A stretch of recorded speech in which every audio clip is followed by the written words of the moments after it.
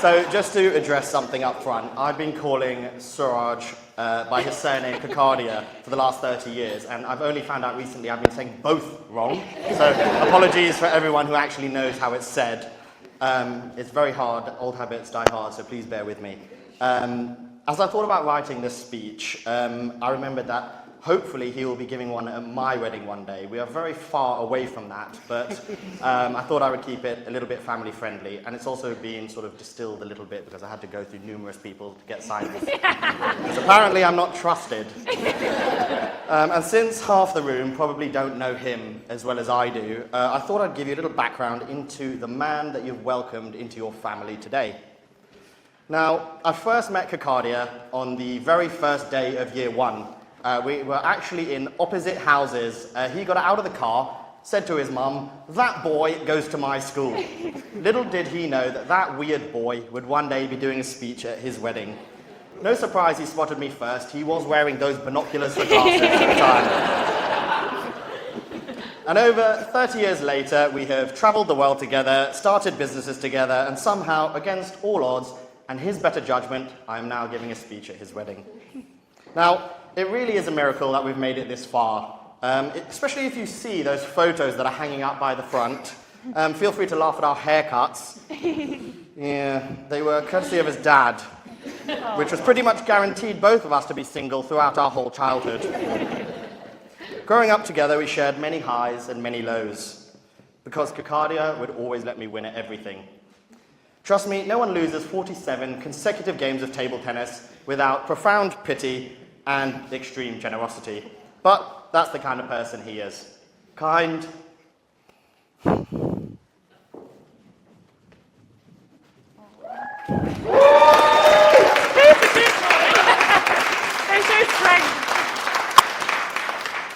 Thoughtful, and always willing to put others first. Now, many of you might not know this, but Kakardia comes from a family of intellectually impressive women. His mother, Veena, is a world-renowned scientist, and his sister essentially runs a major hospital A&E in Brisbane. A tough act to follow. But our Kakardia is savvy. He strategically chose the same A-levels, university, and course as his older sister. If his notes seem suspiciously similar, he called it collaborative learning. Thankfully, Turnitin didn't exist back then, although his sister would like me to mention that despite all of that, she got a first, and he got a 2-1. But he would also like me to mention that it was due to the fact that he didn't want to outshine others. He told me to say that. Now, Kakardia has always understood the path of least resistance, which clearly explains how he ended up marrying somebody who conveniently did her GP exams just before he did his. Even more impressively, he lured her out of London to Watford to be about 4 miles away. It's still London. It's definitely not London. It's not London. Absolutely not London. Supposedly to be near his family around 4 miles away, but coincidentally only 0.3 miles away from a Costco.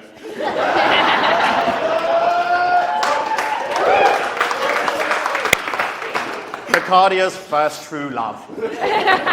He then convinced her to move to Australia, about an hour and a half away from their hospital, but again only an hour away from a Costco. Alex, if you haven't figured out how to keep him happy, I'm not sure anybody can help you. Jokes aside, Kakardia really is the perfect... Why do you have to sit in front of me? Can you turn around or something? Kakardia is really the perfect blend of his parents. He inherited his mum's incredible work ethic and ability to push through any obstacle without ever seeming to tire. And his dad's warmth, kindness, and ability to bring people together. However, despite those brilliant soft skills that he inherited, Kakardia was always awkward around women. We often joke that his usual interaction involved him nervously approaching a girl, knowing that he should ask a question, and say, do you like bread? As an icebreaker. Then one day, the impossible happened. We were in the gym, and Kakardia matched with a girl on Tinder. Her bio simply read, "I like food, especially cheese." Now, bread meets cheese. Clearly, it was destiny. But then came the plot twist. He then said, "That girl works at my hospital." So, with the stakes this high, I had no choice but to step in. So, Alex, I have a confession. Those first 2 weeks when you were chatting to your now husband,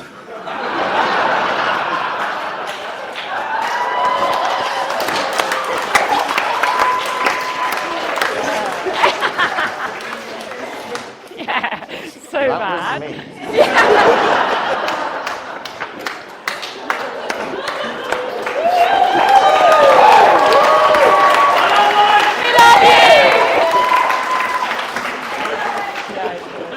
Unfortunately, my charm quickly ran out.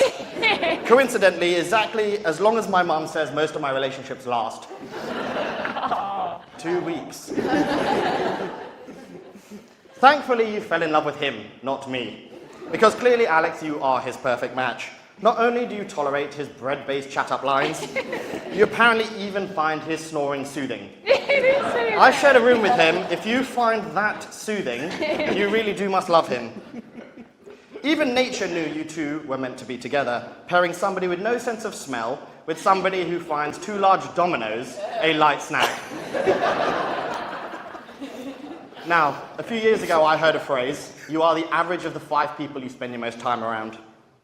Well, when you look at Kakardia, he has achieved, and what he has achieved, county-level hockey player, grade 5 musician twice over, 12 GCSEs, A-stars and A's, some even 2 years early, #1 in maths in the country at A-level, a medical scholar at one of the best universities in the world, successful entrepreneur, TED speaker, TikTok influencer with 250,000 followers, and man who organised 0.25% of a wedding.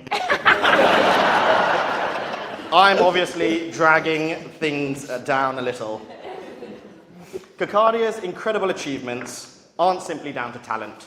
They're born of relentless hard work that he learned from his family. As impressive as all of that is in the first 30 years, I genuinely believe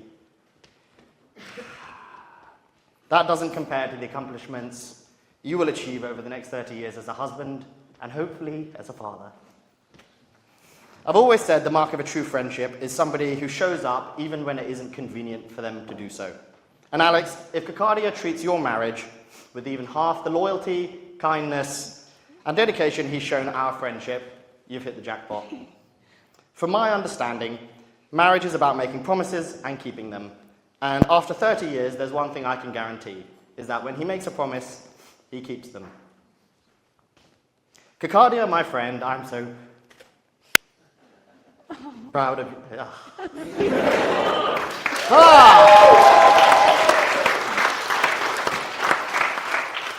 Kakardia, my friend, I am so proud of you. Through dodgy haircuts and fashion crimes too. We've journeyed through life from here to afar, built businesses together wherever we are. Oh. Now, here we stand on your wedding day. I'm the luckiest friend alive, I proudly say. Alex, you're brave, embracing this ride. Bread-themed chats, endless snores by your side. For Kakardia and Alex, a toast from us all. May laughter and joy fill your marriage hall. May life be an adventure both quirky and bright, filled with love and with happiness, morning till night. So raise up your glasses, let's wish them the best. To a lifetime of love, may you always feel blessed. Ladies and gentlemen, please raise your glasses. Here's to, I can't multitask, I'll do it in a second. Here's to Kakardia and Alex, and to a marriage every bit as strong, happy and enduring as Kakardia's obsession to finding a deal in Costco. Yes, boy.